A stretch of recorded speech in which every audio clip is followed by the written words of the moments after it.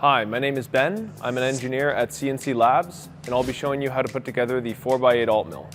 In this video, we'll be going over how to join the tables.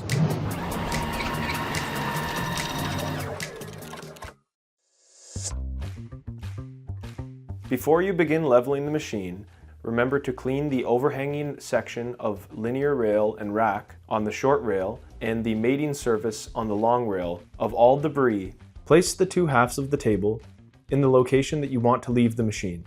Be sure to note which is the front and the back.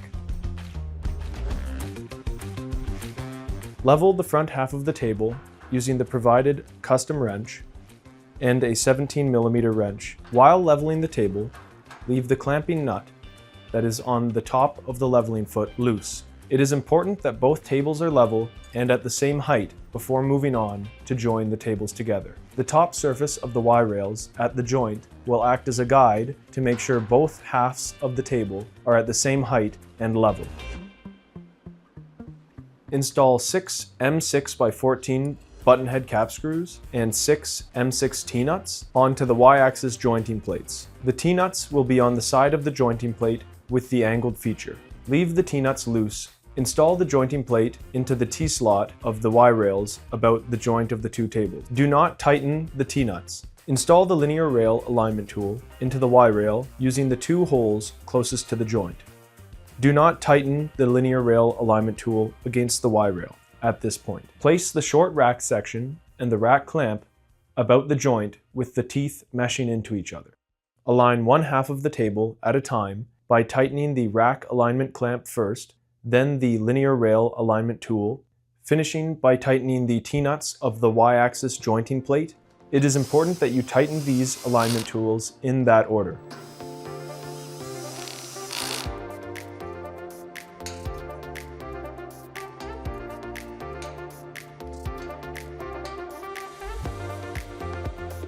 Use 4 M4x18 socketed cap screws to secure the linear rail and the rack into the Y-axis extrusion. All 4 screws shall be tightened in parallel so they become tight gradually.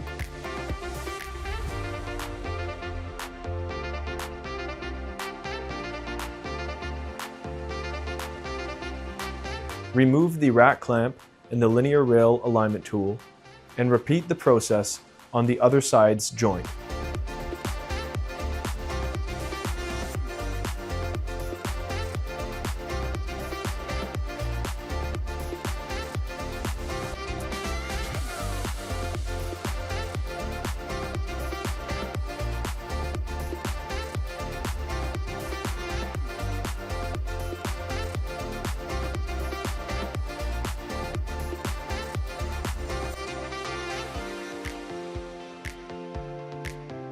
Note that if you are building the machine in the joinery configuration, one of the Y-axis jointing plates will be offset from the center of the joint. Check the quality of the joint alignment by sliding the linear bearing over the seam. If you hear or feel excessive clicking, check for debris on all joint surfaces. Also check the level on both table halves. Prepare the middle crossbeam for assembly by removing the M6 button head cap screw and T-nut from the slotted cutout on each side of the mounting bracket, as well as loosening the two M6 button heads at the end of the mounting bracket, allowing the mounting bracket and the crossbeam to pivot about each other. Install the middle crossbeam mounting bracket, making sure it is contacting the reference ledge of the Y-rail. Fasten the middle crossbeam to the opposite side's Y-rail, making sure the top of the crossbeam is contacting the Y-rail's reference edge. Install the M6 button head and twist-in T-nut pairs back into the slots of the middle crossbeam mounting bracket.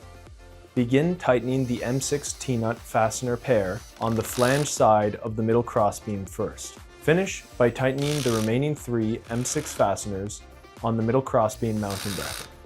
Be sure to watch the next video in the series to continue the assembly.